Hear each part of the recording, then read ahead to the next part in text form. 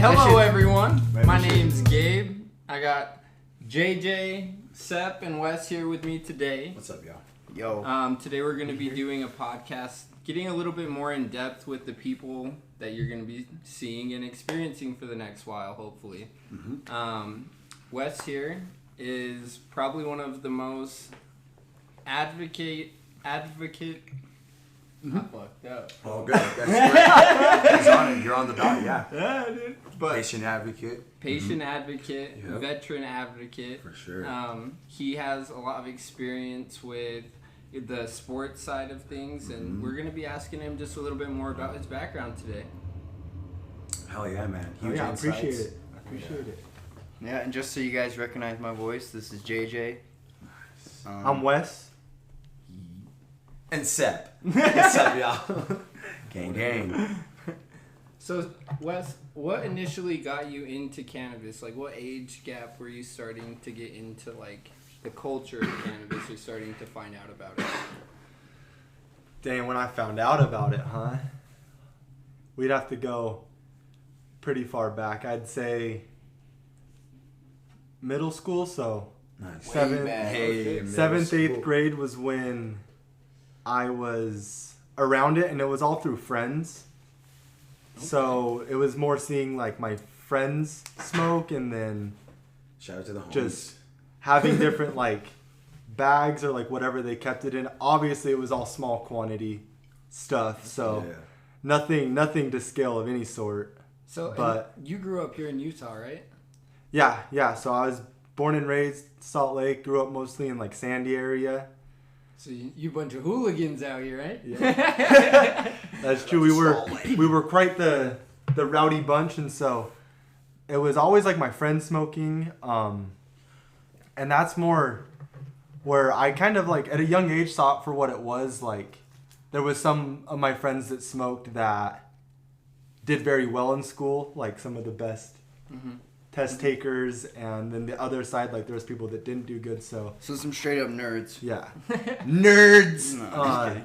So no, I was just exposed to kind of like the reality of it, that like it worked better for some people, and some people could make it work in their life. But for me, I didn't actually consume any sort of cannabis till I was 18, Wow. and so And like it's crazy that you mentioned that, because if you look at Utah, the dynamic that Utah has is really different when you look at the constructs of what you've been told and like what you are told going through your everyday life. So it's cool that you were able to see people for what they were and the way that they were engaging with life, instead of like still like systemically looking at cannabis in a negative construct. Because you did, like you said, illustrated some people that were top of the class, great test takers that were still able to function and be happier when they're going through their everyday life. And like it's crazy growing Of course, up yeah. and like looking back on your younger years. I'm 23 years old, you know, so it's a little bit closer to me for high school, where I think about, I hear a lot of people have a lot of constructs of what it was to consume in high school, yeah. and No, it's a really interesting topic, and it's crazy It to is. see the way that we've been able to gain knowledge in this field now and have a better view and that construct for Yeah, the and it cannabis wasn't- industry. Yeah, and it wasn't ever like, in a way, like shy around me. Like my friends always just had it and smoked from like middle school through high school. So Yeah. part of me got to see that experience, but obviously I wasn't like living it by any means. So Did anyone in your family do it? Was it just no, I would probably Did you know of anyone at the time doing it? no. There was family related. There's still pretty much like no one that smokes in my family, That's how it be and so. sometimes, yeah. It's it can definitely feel more like outcasting in that sense, but So it was the homie. So you're active. it's always the with homie. And you had to really trust them though. Yeah, Were you trust scared? The homies, man. Were you like, oh, this is something I shouldn't be doing, and like this kid might be like somebody I shouldn't be hanging out with? No, No, you were straight in it. It You were was- like, yeah, this the- is the Okay. thing to do. No, it was, yeah. So that kind of goes into like first time smoking, and that's a wild experience. And so Lay it down, dude. I was, Damn, first time? yeah, I would have been First 18, time. Shit. 18 at the time. First smoke of the life. First smoke of the life. And just so you guys know, we're consuming on the crafty. You can tell by that it's crafty. And I got a pod. Getting crafty with it. No, so 18, I was enlisted in the military, so I was in the Army, and it was Christmas block leave, so there was like a 4-day period that me and like my best friend at the time went out and we were in Kentucky at Fort Campbell, and we drove from there to Little Rock, Arkansas. So I was chilling in Little Rock, Arkansas for 4 days for Christmas with my battle buddy Wood, and then his friend, I believe, Austin at the time. You guys had them jingle bells, huh? Yeah, we did. We came through looking like Santa Claus, bro. But yeah, we showed up, and they knew each other like very well, so it just all kind of clicked for us. And he was very big into like smoking and playing video games like PC, and so he busted out. It was this. He called his double bubbler Knuckles, and it was like this red. It was this red and orange like smoke kind of looking, but it was like double bubbler. He busted out his weed, and it was for sure stinky. Number one, like Did it have a name? No, I like that's the one thing I couldn't say a name or anything. Nameless. Nothing. I'd say it's kind of that, but also like I didn't really know, right? Was this so it Utah wasn't still? like no. So I'm in Little Rock, Arkansas. Arkansas. Right. You said Arkansas. Yeah. So I'm in Little Rock, So it's Arkansas, Arkansas, and yeah, it's just at the time I wasn't knowledgeable at all as far as cannabis is concerned. So strains and wanting to seek names and stuff was not a thing. Like never asked, never knew. Yeah, how would At the time, everything was the same. Yeah. You know what I mean? Like it was all one strain. So, but he busted it out, and it was like lime green, Damn. orange hairs, Oh yeah. and Good. Sounds like some Jack Herrera. Yeah, and that's like that era of Jack, you know? Some Blue Dream. Harry. Maybe some Blue Dream variety. But so he put it in, and I fucking ripped it. Like we went big, you know. What was it?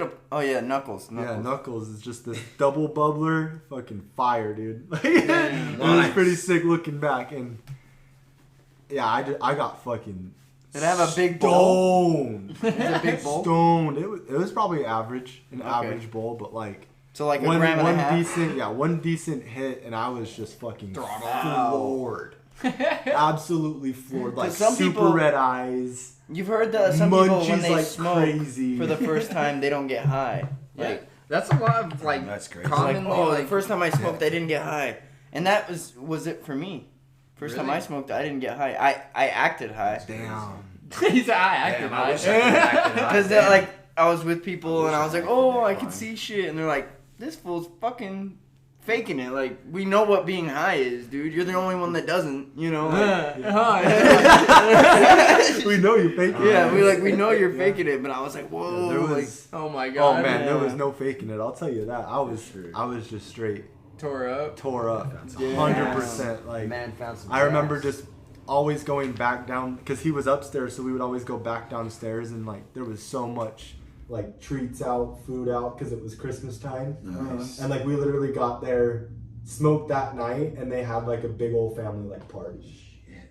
And so like we just had like food, everything on deck, and it was dude, it was just Were you in anxiety? Like, oh my gosh, there's too many people. no, there was never like I was never like scared or had like the anxiety. I was just living in the moment, like absolutely Look at all this gassed. food. Yeah, it was more waking up the next day after. It was kind of more of that anxious feeling and everything because it was like I was smoking, but I'm in the military. You know what I mean? Yeah. So, like, obviously that's a no-no.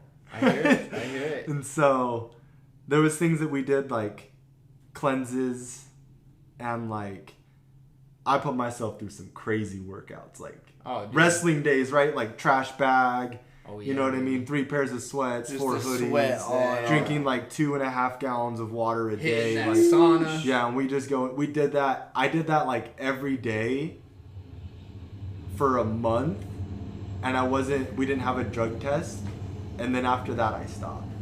See, and that's what I was about to So- lead into, because I know that like where you went clean for your experience through the military, and I know that like you served. Where did you serve again? So I can get more to that. So I was in the Army. My MOS or my job title was like 11 Bravo Infantry. Jeez. So front lines, you know. Hey, dude. Hey, respect to the troops. Respect Hell to yeah. the troops, brother. And my duty station was Fort Campbell, Kentucky. And it's like right on the Tennessee border, so it's literally like half the base or so is Tennessee, half is Kentucky. So like I see. that's why I always be talking about those two places. I see. Within Fort Campbell, I was 2nd Brigade, 2nd Battalion, 2502, Alpha Company. Nice, man. That's really interesting, and I'm sure that like it was such a crazy experience for you to be able to go across seas and go experience a third world country and really live in that lifestyle for a minute. And I couldn't imagine some of the things that like you've been able to experience, some of the views you've been able to see. Yeah, definitely a lot of learning and growing within that. You know, the military kind of forces you for sure to overcome like yourself and be able to put others first in a sense, you know, because you guys are all together, like that's the team. Yeah. And so like the experience I got from all of it was. Did you ever run crazy. into cannabis out there? Was that something that you guys ever came across? Yeah. So, well, fast forward. So I would have been in the military for about 1.5 years or so, and then I went on my deployment. It was like 11 months I was in Afghanistan, and there was times that like we were out there on whatever we were tasked to do. And mostly it was just like, I mean, it's us walking around in a third world country, and to kind of paint the picture, it's like nothing but mud huts. So like obviously no roads, electricity, Right. like all of that stuff is like completely gone. Yeah, the best buildings you would come across are their mosques. So their temples, like places of worship. Oh, nice. And those were like rare to come across because they like put a lot of like their material goods into it, like Nice. places, you know what I mean, like you live in a mud hut home but your temple has like the small amount of shattered glass you could collect to make like a colored image and stuff like that. So would they use cannabis out there for any of like spiritual connections or like religious aspects? Was it integrated into their culture, would you say? Oh, it was definitely a big part of their culture. I mean, different than the United States, like being over there, it was a lot of hash smoking. So we taught like the Afghan army, and a lot of them would roll like bubble hash or different hashish in their tobacco to make like their own spliff. Really? That's And interesting. so you rarely saw people smoking a joint or like flower. It was always their tobacco and then concentrate like hash of sorts or Chara. yeah. And I mean, looking back, right, like I didn't understand any of it, right? I didn't even know what hash was, Right. how it's made. So you're just like, what the anything, heck and are so- they doing? Yeah, and that's Hash kind of how it makers. comes up, and you know, like And we it was went, all dark and stuff. You're like, Yeah, exactly. I don't know about this. yeah, it smelled like earthy, like Yeah. earthy, like the core of the earth. You know what I mean? Like it was ripped out. You know, It's like a very, rock very juice. And it's dense. so interesting That that sounds you good. really didn't have like the knowledge or the mindset while you were out there experiencing all these like what my dream, you know, like my dream is to go to Afghanistan and walk through those mountains and find the plants and like Yeah. experience that side of culture.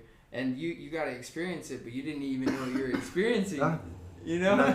And that's part of it. Like, yeah, I didn't understand the gravity or magnitude of like what I was actually there experiencing and like doing, but slowly but surely like learn more, and coming across it overseas is definitely what changed my mindset from like, oh, everything's one strain, right? Like weed's just weed.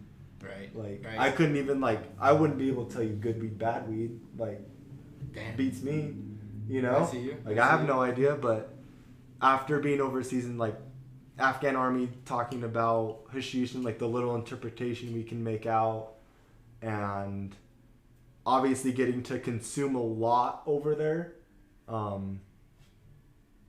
that's definitely what changed the game. That's awesome, man. Changed Hell the game and like the That's mindset. beautiful. And Shout so out to Afghanistan. yeah, that was where Yeah. I got to experience a lot more People's smoke man. over there, is with the Afghan army, like Smokes. always rolling spliffs and Wow. stuff. But the other side of it was very rare, like out in like wilderness, right? Like Yeah. out on our mission or whatever we're tasked to do, and coming across just like plants growing. Man. I'm like- hoping kids Yeah. coming across, running Yeah, across, yeah, being exactly, raised just- by like it's just another plant. Yeah, exactly. Like kids Yeah. running everywhere, Just everybody another- playing like normal, but like Yeah. it's out there, you know what I mean, still growing. And so like we would come across that kind of stuff and like take off pieces and like put them in our pockets and See, and that's like like, take them back for later. man, that's But that was far. That was Classic, far it's and few classic. between. Like that did not happen Right. like regularly at all. So No, dude, that's utopia when cannabis is viewed as a tomato plant, you know? It's an indigenous species to a lot of places. It was indigenous to the United States at one point. But through the way that the government has constructed, like, the war against drugs, it's really diminished what is available to the indigenous side of what the United States has to offer for cannabis.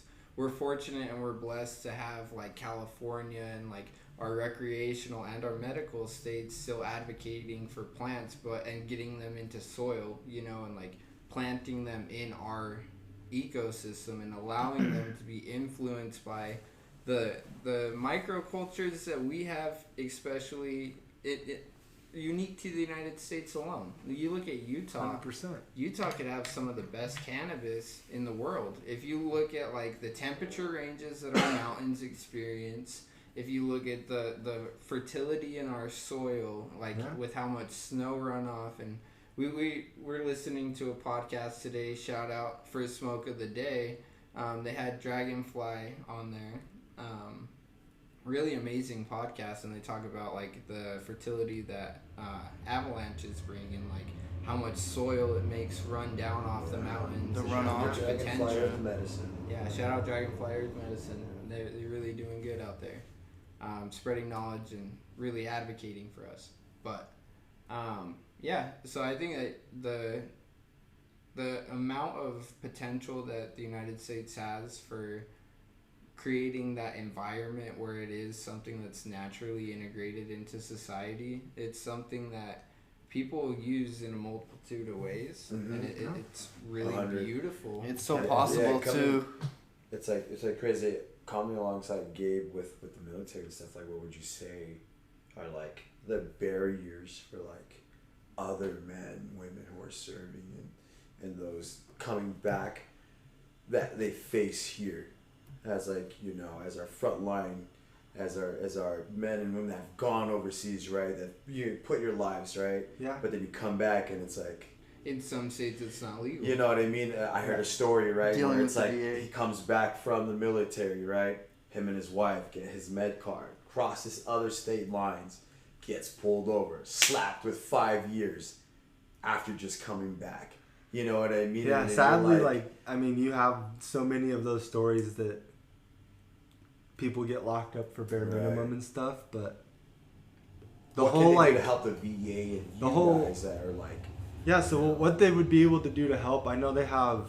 It's like the Cannabis Use of your Safe Use of Cannabis Act for veterans, medicine, something like that. right. And so, hopefully, 2024 is when January 2024 is when Sheesh. veterans would be able to As well deserved, man. be reimbursed or have medical cannabis paid for to treat whatever symptoms that they experience. Right. And as far as that, that's all more individual. But like for me, I mean, I have 50% VA disability. Let's go. Come from on. PTSD from when I served, and that's why, like, big reason, you know, I Big smoke medicine. cannabis, and Yeah. I mean, it started over there, and it's something that I still do here, and Let's it helps everyday life, and so It's a huge that's help, what, right? yeah, that's why I know a big push is to Beautiful. get veterans access to it, because I mean, Yeah. it's 100% needed, you know. I can tell you many reasons why and break it down why it helps me, but at the end of the day, I'm just a veteran advocating my medicine, and instead of paying for different pharmaceuticals or whatever else is there and licensed and approved, like, why wouldn't they allow that for the same state-run organization or kind of company to be able to have medical cannabis as an outlet? 100. Love that. Dude. So Love that. yeah, so I mean that's the big push right now, and it's just veterans gotta come together, you know. Let's go. That's part of it. I know sometimes we want to just stay stuck in our little hole, you know. we want to stay inside and stuff, but yeah, I'd love to be able to have more veterans come out and, you know what I mean, be able to talk to them and their experiences. So if you're one of the listeners tuning in and you're a veteran, hit me Ding, up. ding, ding, ding, ding, ding. Come on, hit him up. Almost like Hit him Goku. up. Wes, Instagram. Come on. Nowhere to go. Nowhere to go. Hit up the man.